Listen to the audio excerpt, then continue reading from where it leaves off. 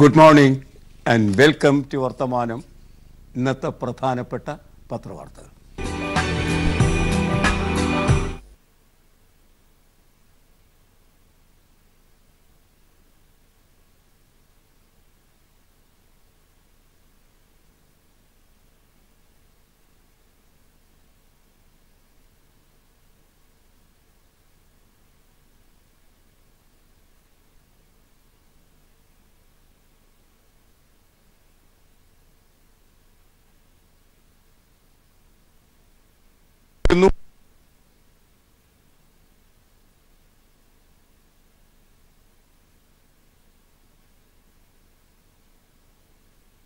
പറയുമ്പോൾ അത്രയും ദിവസങ്ങളില്ലല്ലോ. 30-35 ദിവസങ്ങളേ ഉള്ളൂ. ആ നിലയ്ക്ക് വളരെ അടുത്ത് കഴിഞ്ഞിരിക്കുന്നു പൊതു തെരഞ്ഞെടുപ്പ്. അനുമാനങ്ങളാണ് ആ തെരഞ്ഞെടുപ്പ് 9-10 ഘട്ടങ്ങളായി നടക്കുന്ന തെരഞ്ഞെടുപ്പായിരിക്കും എന്നുകൂടി ന്യൂ ഇന്ത്യൻ എക്സ്പ്രസ് അതിൻ്റെ ലീഡ് വാർത്തയിലൂടെ പറയുന്നു. 9 to 10 phase LS poll jointly with Maharashtra, Haryana and JNK. അതിനകത്ത് ലോക്സഭാ തെരഞ്ഞെടുപ്പ് 9-10 ഘട്ടങ്ങളായി നടപ്പാക്കപ്പെടും. ആ 9-10 ഘട്ടങ്ങളിലായി തെരഞ്ഞെടുപ്പ് നടക്കുമ്പോൾ ഏപ്രിൽ 7-ാം തീയതിയോ 8-ാം തീയതിയോ ആദ്യഘട്ടം അരങ്ങേറും. മെയ് 15-ാം തീയതിയോടെ മൊത്തം തെരഞ്ഞെടുപ്പ് പരിസമാപിക്കുകയും ചെയ്യും. അതായത് ഏപ്രിൽ 7-ാം തീയതി തുടങ്ങി മെയ് 15-ന് അവസാനിക്കുന്ന 10 ഘട്ടം കടന്നുപോകുന്ന ഒരു തെരഞ്ഞെടുപ്പ് ചിത്രമാണ് ന്യൂ ഇന്ത്യൻ എക്സ്പ്രസ് വരച്ച് കാണിക്കുന്നത്. എത്രത്തോളം ആധികാരികമാണ് അത് എന്ന് നമുക്ക് പറയാനാകില്ല. എങ്കിൽ പോലും കുമാർ വിക്രം ദില്ലിയിൽ നിന്ന് ബൈലൈനായി ആ വാർത്ത തരികയും ആ വാർത്ത തന്നെ ലീഡ് വാർത്തയാക്കി ന്യൂ ഇന്ത്യൻ എക്സ്പ്രസ് മാറ്റുകയും ചെയ്യുമ്പോൾ ആധികാരികതയുള്ള ഒരു വാർത്ത തന്നെയായിരിക്കും അത് എന്ന് നമുക്ക് ആശ്വസിക്കാൻ അല്ലെങ്കിൽ അംഗീകരിക്കേണ്ടി വരും. 2019-ലെ ലോക്സഭാ പോൾ 2014-ലെ തെരഞ്ഞെടുപ്പിൻ്റെ ചിത്രത്തെ ആണ് ഓർമ്മിപ്പിക്കുന്നത് എന്നുകൂടി 9-10 ഘട്ടങ്ങളായ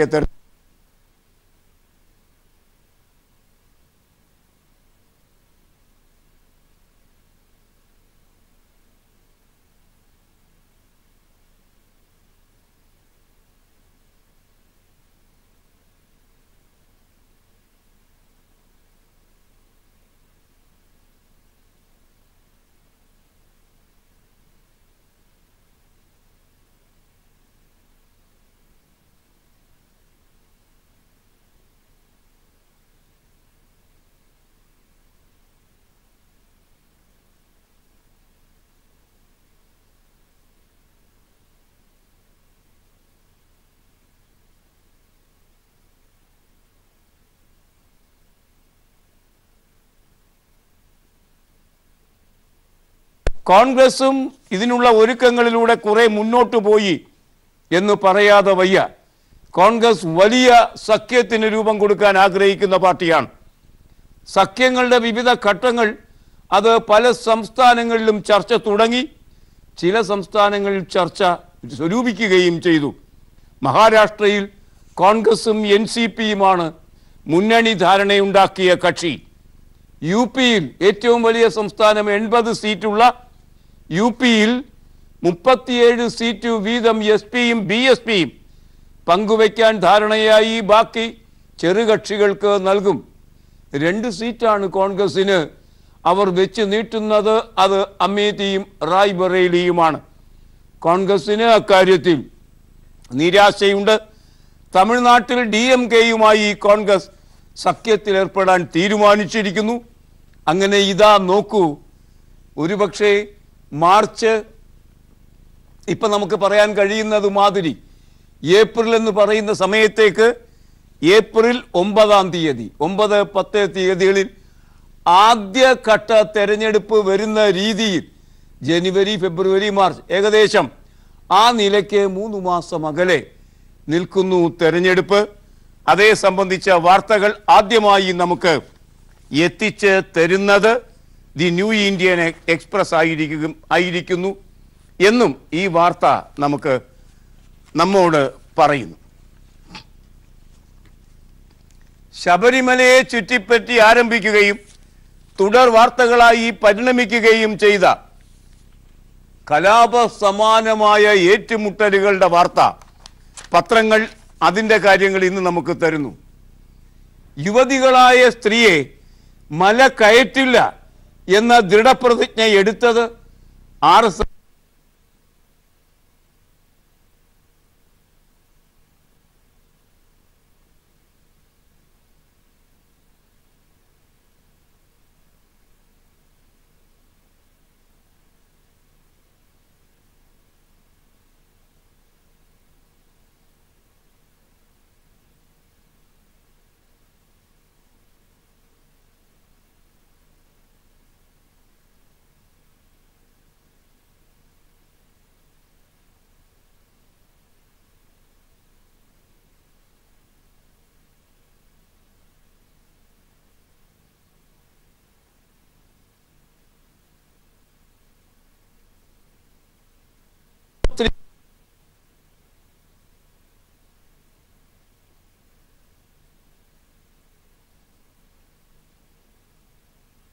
സത്യത്തിൽ വലിയ നിരാശയാണ് BJPക്കും അതുപോലെ NSSനും കോൺഗ്രസിനുമൊക്കെ ഉളവാക്കിയത്.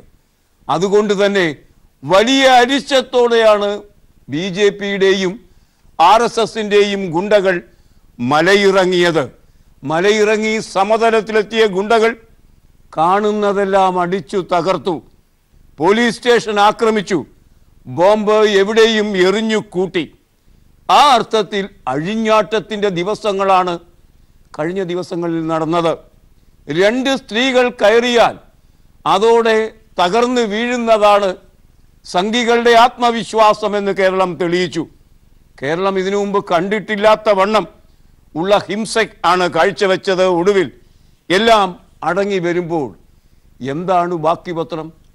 37,000 ശിഷ്ടം, അതായത് 38,000-ഓളം പ്രതികളായി തീർന്നിരിക്കുന്നു. BJPക്കാർ, RSSകാർ 5,000-ലധികം ആളുകളെ അറസ്റ്റ് ചെയ്തിരിക്കുന്നു. സംസ്ഥാനത്ത് അതീവ ജാഗ്രത നിർദ്ദേശം എന്ന നിലയ്ക്കുള്ള വാർത്തകളാണ് നമുക്ക് ഇന്ന് പത്രലോകം തരുന്നത്.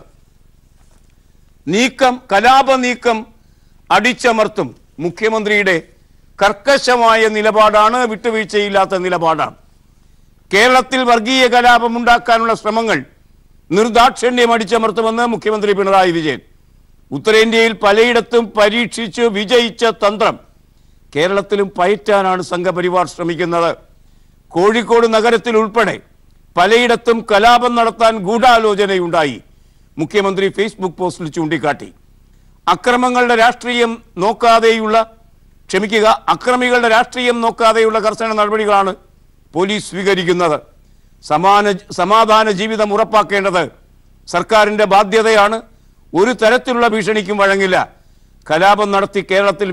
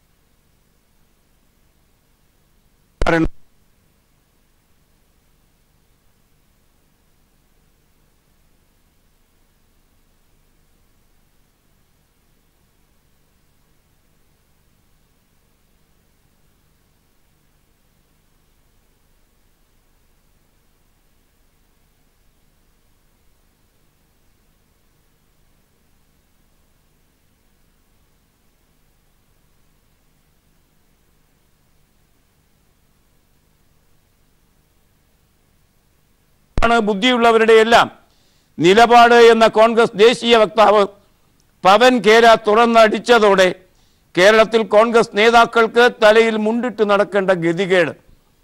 രാഹുൽ ഗാന്ധിയുടെ എതിർപ്പ് പോലും വകവെക്കാതെ കോൺഗ്രസ് നേതാക്കൾ ശബരിമലയിൽ സംഘപരിവാർ അനുകൂല നിലപാട് തുടരുന്നതിനാലാണ് രൂക്ഷ പ്രതികരണത്തിന് ദേശീയ നേതൃത്വം രംഗത്ത് വന്നത് വനിതകൾ അവിടെ പ്രവേശിക്കണം എന്നാണ് തങ്ങളുടെ നിലപാട് എന്ന് പ്രവേശനാനന്തരമെങ്കിലും തറപ്പിച്ച് ഉറപ്പിച്ച് പറയാൻ കേന്ദ്ര നേതൃത്വം തയ്യാറായിരിക്കുന്നു. ആദ്യം തന്നെ അവരുടെ നിലപാട് അതുതന്നെയാണ്. ഏതായാലും ഇത് വലിയ ഒരു തിരിച്ചടി രമേശ് ചെന്നിത്തലയ്ക്ക് നൽകുകയും ചെയ്തിരിക്കുന്നു. ഇന്ന് ദേശാഭിമാനിയുടെ ഒന്നാം പുറം തമിഴ്നാട്ടിലെ നടൻ സത്യരാജ് ഒരു സൂപ്പർ സ്റ്റാറാണ്. അദ്ദേഹത്തിൻ്റെ ഒരു അഭിപ്രായം, കൗതുകകരമായ ഒരു അഭിപ്രായം നമുക്ക് തരുന്നു. അത് കാണുക. തമിഴ്നാട് കമ്മ്യൂണിസ്റ്റുകാർ ഭരിക്കണം. നടൻ സത്യരാജിൻ്റെ ആഗ്രഹം അതാണ്. തമിഴ്നാട്ടിലും കമ്മ്യൂണിസ്റ്റ് സർക്കാർ അധികാരത്തിലെത്തണമെന്നാണ് ആഗ്രഹമെന്ന് തമിഴ് സൂപ്പർ താരം സത്യരാജ്. കേരള മുഖ്യമന്ത്രി പിണറായി വിജയൻ മികച്ച രാഷ്ട്രീയക്കാരനും ആദർശ ധീരനുമാണ്. തമിഴ്നാട്ടിലെ പാർട്ടി നേതാവ് നല്ല കണ്ണയ്യയെ പോലുള്ള കമ്മ്യൂണിസ്റ്റുകാരൊക്കെ സിനിമാക്കാരേക്കാൾ എത്രയോ വലിയ നേതാക്കളാണ് എന്നുകൂടി അദ്ദേഹം പറഞ്ഞിരിക്കുന്നു. ഒരു സ്വപ്നമാണ് അദ്ദേഹം പങ്കുവെച്ചത്. അത് കമ്മ്യൂണിസ്റ്റുകാർക്ക് അനുകൂലമായ ഒരു വികാരവുമായി മാറിയിരിക്കുന്നു. എന്താണ് സുകുമാരൻ നായർ ഇന്നലെ മാധ്യമങ്ങളോട് പറഞ്ഞത്? മാധ്യമം എന്ന പത്രം അത് ഒന്നാം പേജിൽ നായന്മാരുടെ മാത്രമല്ല, ഹിന്ദുക്കളുടെ മാത്രമല്ല, വിശ്വാസ ലംഘനം എവിടെയുണ്ടായാലും അതിനെതിരെ എല്ലാ മതവിശ്വാസികളും രംഗത്തിറങ്ങണമെന്ന് NSS. അങ്ങനെ രംഗത്ത് ശബരിമലയിലെ വിശ്വാസം ഏതായാലും രക്ഷിച്ച മട്ടിലാണ് സുകുമാരൻ നായർ നിൽക്കുന്നത്. സ്ത്രീകൾ കയറിയപ്പോൾ ഹാലിളകിയ ആചാര സംരക്ഷകരുടെ നിരയിൽ ഒന്നാം സ്ഥാനത്ത് തന്നെയുണ്ട് NSSന്റെ നേതാവ് സുകുമാരൻ നായർ. അദ്ദേഹം പറയുന്നത് എല്ലാ മതവിശ്വാസികളും തൻ്റെ രീതി പിന്തുടരണമെന്നാണ്. മര്യാദയ്ക്ക് മതവിശ്വാസികൾ ജീവിക്കുന്നത് കാണാൻ ഇഷ്ടമല്ല സുകുമാരൻ നായർക്കെന്ന് തോന്നുന്നു. കാണുക. വിശ്വാസ ലംഘനത്തിനെതിരെ എല്ലാ മതവിശ്വാസികളും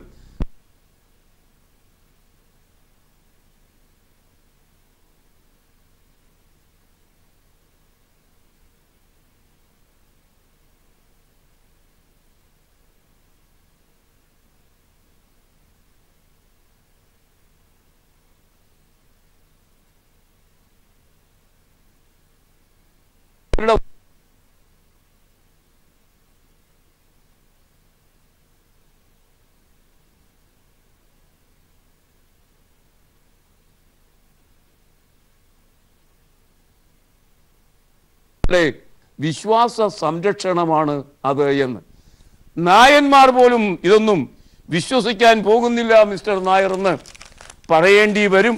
ഏതായാലും അങ്ങനെയൊക്കെയാണ് കാര്യങ്ങൾ നീങ്ങുന്നത്. രണ്ട് സ്ത്രീകൾ ശബരിമല സന്നിധാനത്ത് എത്തിയപ്പോൾ, അത് വലിയ വാർത്തയായപ്പോൾ തന്ത്രിക്ക് ഹാലിളകി. അദ്ദേഹം എന്തു ചെയ്തു? ശുദ്ധീകരണ പ്രക്രിയ നടത്തി, നടയടച്ച് നടത്തി. ശുദ്ധീകരണ പ്രക്രിയയെക്കുറിച്ച് ശ്രീ രാജൻ ഗുരുക്കൾ വിശദമായി കഴിഞ്ഞ ദിവസം പറയുകയുണ്ടായി. ശുദ്ധീകരണ പ്രക്രിയ വലിയ താന്ത്രിക വിധിയുള്ള ഒരു കാര്യമാണ്. ദിവസങ്ങൾ വേണ്ടിവരും അത് പൂർത്തീകരിക്കാൻ. പക്ഷേ നമ്മുടെ രാജീവൻ തന്ത്രിക്ക് ആ കാര്യത്തിലൊക്കെ വളരെ എളുപ്പമാണ്. 3/4 മണിക്കൂർ കൊണ്ട് അദ്ദേഹം അതൊക്കെ ശരിയാക്കി കയ്യിൽ തന്നു രാജീവൻ തന്ത്രി. ഏതായാലും ശബരിമല നട അടച്ച് ശുദ്ധക്രിയ നടത്തുമ്പോൾ അന്ന് കയറിയ സ്ത്രീകളിൽ ഒരാൾ ബിന്ദു അമ്മിണി. അവർ ദളിത് സമൂഹത്തിൽപ്പെട്ട ഒരാളാണ്. ദളിത് സ്ത്രീ കയറിയത് കൊണ്ടാണ് അവിടെ ശുദ്ധീകരണ പ്രക്രിയ നടത്തിയത് എന്ന് ആക്ഷേപിക്കുകയും ചെയ്തു ബിന്ദു. ദളിത് യുവതിക്കെതിരെ നടത്തിയ ആ പ്രവർത്തനം അയിത്തം ആചരിക്കുന്നതിന് തുല്യമാണ്. അതുകൊണ്ട് തന്നെ തന്ത്രി ഒറ്റപ്പെടുകയും ചെയ്തു. ശബരിമല നടയടച്ച ശുദ്ധക്രിയ തന്ത്രിക്ക് ബോർഡിൻ്റെ നോട്ടീസ്.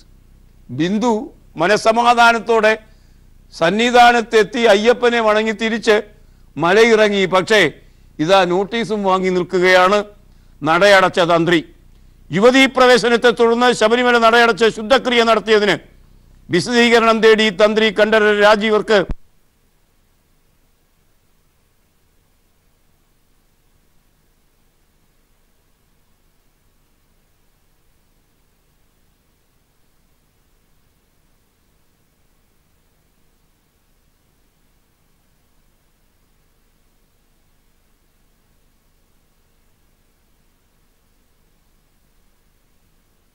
മന്ത്രി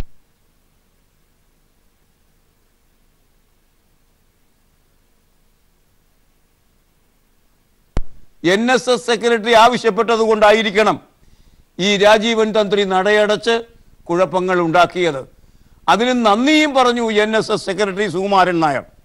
നന്ദി പ്രകാശനത്തിന്റെ ചൂട് അവസാനിക്കുന്നതിന് മുമ്പ് നോട്ടീസുമൊക്കെ കൊടുത്തു കഴിഞ്ഞിരിക്കുന്നു.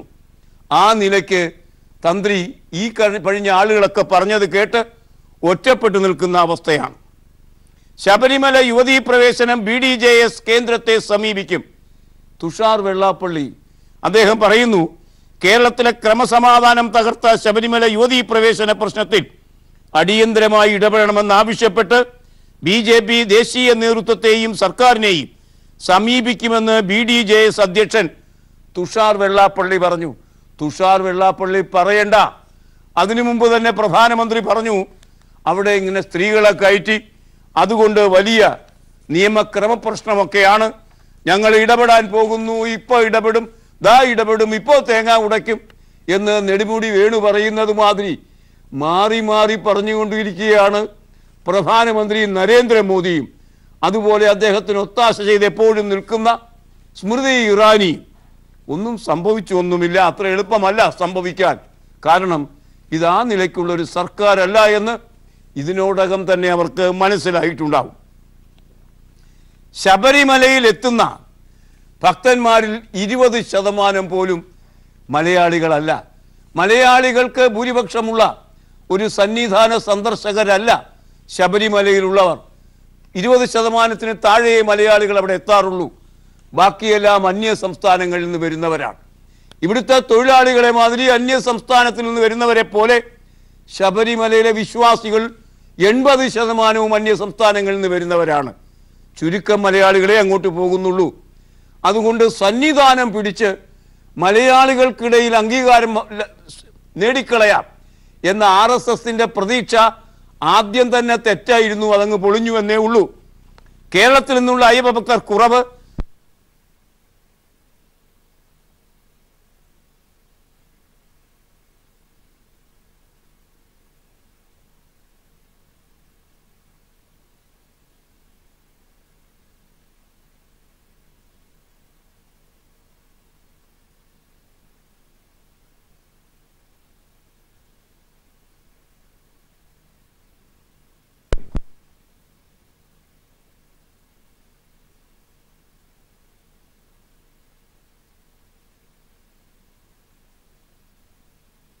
ഭക്തർ എന്നത് 10% കുറഞ്ഞു എന്ന് മംഗളം അതിൻ്റെ പിൻപുറ വാർത്തയിൽ പറയുന്നു.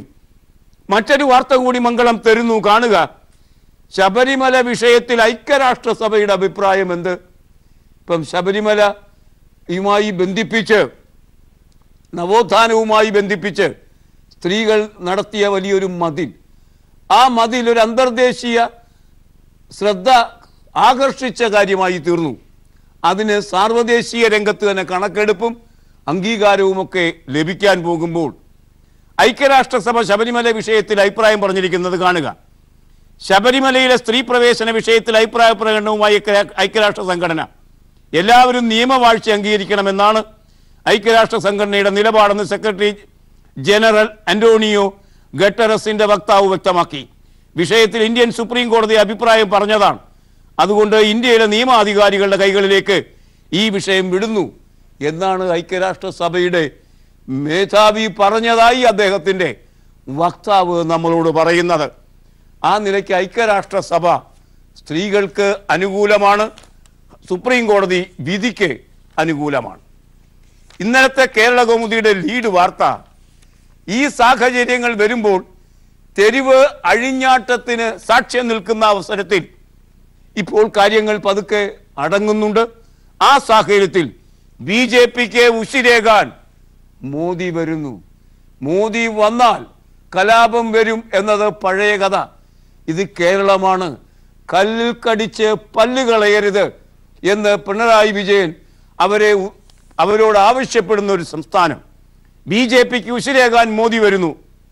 15-ന് കൊല്ലത്തും 27-ന് തൃശ്ശൂരിലും മോദിയെ എത്തിക്കാൻ നീക്കം. മോദി എന്താ പെട്ടിയാണോ എത്തിക്കാൻ?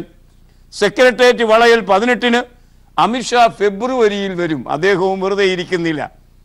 ശബരിമല യുവതീ പ്രവേശനത്തിന് ശേഷമുണ്ടായ രാഷ്ട്രീയ സ്ഥിതിഗതികൾ സംസ്ഥാനത്ത് അനുകൂലമാക്കിയെടുക്കാമെന്ന കണക്കുകൂട്ടലിൽ പ്രധാനമന്ത്രി നരേന്ദ്രമോദി ഉൾപ്പെടെയുള്ള കേന്ദ്ര നേതാക്കളെ എത്തിച്ച് രംഗം കൊഴിപ്പിക്കാൻ BJP ഒരുങ്ങുന്നു.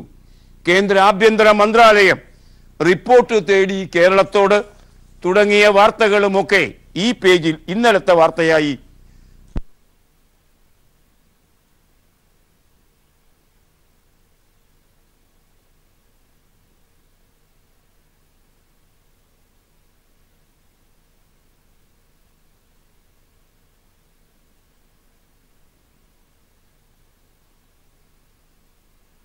RSSന്റെ ഒരു വലിയ വിജയം ആയി പ്രഖ്യാപിക്കാനും രാജ്യമെങ്ങും ആ വിജയം ആഘോഷിക്കാനും ആ ആഘോഷത്തിന്റെ പശ്ചാത്തലത്തിൽ സെക്രട്ടേറിയറ്റ് നടയിൽ നടക്കുന്നു എന്ന് പറയുന്ന ഉപവാസ സമരം പിൻവലിക്കാനുമൊക്കെയുള്ള വലിയൊരു പദ്ധതി RSSനുണ്ടായിരുന്നു അത്രേ. ആ പദ്ധതി നമ്മുടെ ഇന്റലിജൻസ് പൊളിച്ചു. RSSന് അങ്ങനെ വലിയ രഹസ്യം സൂക്ഷിക്കാനുള്ള കെൽപ്പൊന്നുമില്ല. ഇന്റലിജൻസ് പൊളിച്ചതിന്റെ പശ്ചാത്തലത്തിലാണ് യുവതീ പ്രവേശനം ക്ഷിപ്രമാക്കിയത് എന്ന് നേർക്കാഴ്ച പേജിൽ മനോരമ വാർത്ത തരുന്നു. കൗതുകകരമാണ് ആ വാർത്ത. ആ വാർത്തയുടെ വിശദാംശങ്ങളിലേക്ക് പോകാം ഒരു ചെറിയ പരസ്യ ഇടവേളയ്ക്ക്. RSSന്റെ വിജയദിന ആഘോഷം പൊളിക്കാൻ എങ്ങനെയാണ് കേരള സർക്കാർ പ്രവർത്തിച്ചത് കാണുക. സുജിത് നായരുടെ റിപ്പോർട്ട്. ശബരിമല സന്നിധാനത്ത് യുവതീ പ്രവേശനത്തിന് വഴിയൊരുക്കാൻ സർക്കാരിനെയും CPMനെയും പ്രേരിപ്പിച്ചത് BJPയുടെ വിജയദിനാഘോഷത്തിനുള്ള നീക്കം. ശബരിമല നടയടയ്ക്കുന്ന 20-ന് കേരളമാകെ വിജയദിനമായി ആഘോഷിക്കാൻ സംഘപരിവാർ തയ്യാറാകുന്നുവെന്ന വിവരത്തിൻ്റെ കൂടി അടിസ്ഥാനത്തിലാണ് മല കയറാൻ താൽപ്പര്യം പ്രകടിപ്പിച്ച 2 യുവതികൾക്ക് അത് ഉറപ്പാക്കാനുള്ള നിർദ്ദേശം സർക്കാർ നൽകിയത്. യുവതീ പ്രവേശന നീക്കങ്ങളെല്ലാം തടഞ്ഞ് ശബരിമലയിൽ ആചാര സംരക്ഷണം ഉറപ്പാക്കിയത് തങ്ങളാണെന്ന് പ്രഖ്യാപിക്കാൻ പരിവാർ തയ്യാറാകുന്നു എന്ന ഇന്റലിജൻസ് റിപ്പോർട്ട് സർക്കാരിന് ലഭിച്ചു. വിജയദിനാവേശത്തോടെ സെക്രട്ടേറിയറ്റിന് മുന്നിലെ സമരം അവസാനിപ്പിക്കാനാണ് പദ്ധതി എന്ന സൂചനയും ഉണ്ടായി. പുല്ലുപോലെ അത് പൊളിച്ച് കയ്യിൽ കൊടുത്തു കേരള സർക്കാർ. അതാണ് RSSന് ഇത്ര വലിയ ഹാലിളക്കം. അവരുടെ വലിയ ഒരു വിജയദിനാഘോഷമാണ് പൊളിച്ച് കയ്യിൽ കൊടുത്തത്. തെരഞ്ഞെടുപ്പ് പ്രഖ്യാപിക്കപ്പെട്ടു കഴിഞ്ഞു ഏകദേശം. ആ സാഹചര്യത്തിൽ ഒന്നായി അതിനെ നേരിടാൻ BJP എന്ന സംഘടനയ്ക്ക് കഴിയുമെന്ന് തോന്നുന്നില്ല. BJPയിലെ ഉന്നതനായൊരു നേതാവ് സംഘപ്രിയ ഗൗതം അദ്ദേഹം പറയുന്നു, നിതിൻ ഗഡ്കരിയെ BJP ജയിച്ചാൽ ഉപപ്രധാനമന്ത്രിയാക്കണം. RSSന്റെ ഒരു നേതാവാണ്, RSSന് പ്രിയപ്പെട്ട നേതാവാണ് നിതിൻ ഗഡ്കരി എന്ന് പറയുന്നു. അങ്ങനെയാണെങ്കിൽ RSSന്റെ ഒരു വിഭാഗം മോദിക്കെതിരായി രംഗത്ത് വന്നിരിക്കുന്നു. അതുകൊണ്ടും തീർന്നില്ല സംഘപ്രിയ ഗൗതത്തിന്റെ ആവശ്യം. ശിവരാജ് സിംഗ്, മധ്യപ്രദേശിലെ തോറ്റ മുഖ്യമന്ത്രി ശിവരാജ് സിംഗിനെ പാർട്ടി പ്രസിഡന്റാക്കണം. അതെന്തായാലും മോഡി സമ്മതിക്കൂല. ഇരട്ട കുട്ടികളെ മാതിരി നടക്കുകയാണല്ലോ അമിത്ഷായും മോദിയും. അതാണ് ആവശ്യം. ശിവരാജ് സിംഗിനെ പാർട്ടിയുടെ പ്രസിഡന്റാക്കണം. അതുമാതിരി തന്നെ യോഗി ആദിത്യനാഥിനെ മാറ്റണം, പകരം രാജ്ദാസ് സിംഗിനെ കൊണ്ടുവരണം. ഈ നിലയ്ക്കുള്ള ആവശ്യങ്ങൾ BJPയിൽ ഉയർന്നു കഴിഞ്ഞിരിക്കുന്നു.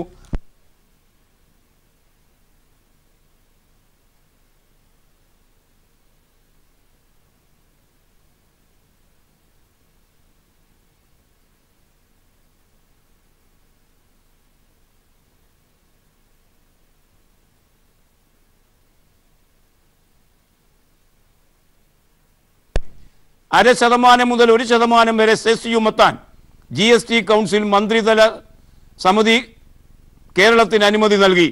GSTക്ക് മേലാണ് സെസ്. സംസ്ഥാനത്തിന് കൂടുതൽ രാജ്യാന്തര വായ്പ എടുക്കാനുള്ള സൗകര്യവും ഒരുങ്ങുന്നു എന്ന് പറഞ്ഞാൽ അത് മെച്ചപ്പെട്ട ഒരു കാര്യം തന്നെയാണ് എന്ന് പറയാതെ വയ്യ. മകരമഞ്ഞ് അസഹ്യമായിരിക്കുന്നു ഇത്തവണ. കേരള കൗമുദി അത് ഒന്നാമത്തെ വാർത്തയാക്കിയിരിക്കുന്നു. 30 ആണ്ടിലെ റെക്കോർഡ് തണുപ്പ്, മഞ്ഞിൽ കുളിർന്ന് കേരളം. ഇപ്പോൾ കേരളത്തിൽ അനുഭവപ്പെടുന്നത് കഴിഞ്ഞ 30 വർഷത്തെ ഏറ്റവും വലിയ തണുപ്പ്. മൂന്നാറിൽ തണുപ്പ് 0-ന് താഴെയായി, -3 ഡിഗ്രി. ശബരിമലയിൽ 16 ഡിഗ്രിയായി. സാധാരണ ജനമേഖലകളിൽ പുല്ലൂരാണ് ഈ വർഷത്തെ റെക്കോർഡ് തണുപ്പ്, 16.2 ഡിഗ്രി. 30 വർഷം മുമ്പ് കോട്ടയത്ത് രേഖപ്പെടുത്തിയ 17 ഡിഗ്രി ആയിരുന്നു ഈ കാലയളവിലെ ഏറ്റവും വലിയ തണുപ്പ്. ഇന്ന് രാവിലെ തിരുവനന്തപുരത്ത് 22 ഡിഗ്രി ആയിരുന്നു തണുപ്പ് എന്നൊക്കെ നമുക്കറിയാം. ഏതായാലും ഇത്തവണത്തെ മകരമഞ്ഞ് റെക്കോർഡ് മകരമഞ്ഞാണ് എന്നാണ് വാർത്തകൾ നമ്മോട് പറയുന്നത്. 2 ദിവസത്തെ 48 മണിക്കൂർ നീണ്ടു നിൽക്കുന്ന പൊതുപണിമുടക്ക് ഇന്ന് ആരംഭിക്കുകയാണ്. ആ പണിമുടക്ക് അത് ഇന്ന് അർദ്ധരാത്രി മുതൽ ദേശീയ പണിമുടക്ക്, തൊഴിലാളി യൂണിയനുകൾ സംയുക്തമായി ആഹ്വാനം ചെയ്ത 48 മണിക്കൂർ ദേശീയ പണിമുടക്ക് തിങ്കളാഴ്ച അർദ്ധരാത്രി, ഇന്ന് അർദ്ധരാത്രി മുതൽ ആരംഭിക്കും. 48 മണിക്കൂർ നീണ്ടു നിൽക്കും. അതിനകത്ത് നമുക്കറിയാം INTUC, AITUC, CITU, BMS, പിന്നെ BJPയുടെ BMS ഒഴികെ എല്ലാ ട്രേഡ് യൂണിയനും പങ്കെടുക്കുന്നുണ്ട്. ഇവിടെ അത് ഹർത്താലാകില്ല എന്ന് ഏകദേശം ഉറപ്പാക്കപ്പെട്ടിരിക്കുകയും ചെയ്യുന്നു.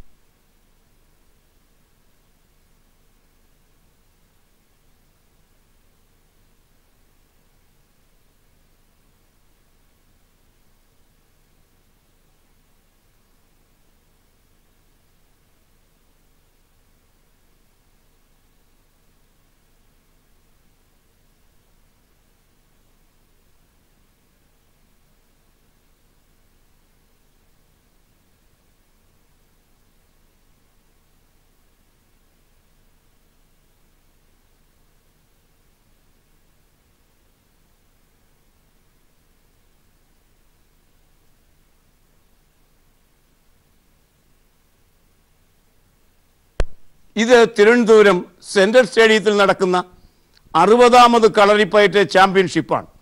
പ്രതിയോഗിയെ കീഴ്മേൽ മറിച്ച് കീഴ്പ്പെടുത്തുന്ന ഈ ചിത്രം ഇന്ന് ന്യൂ ഇന്ത്യൻ എക്സ്പ്രസ് അതിൻ്റെ ഉൾപേജിൽ നമുക്ക് തരുന്നു. ഈ ചിത്രത്തോട് ഇന്നത്തെ വർത്തമാനം സമാപിക്കുകയാണ്. Have a nice day. Good by.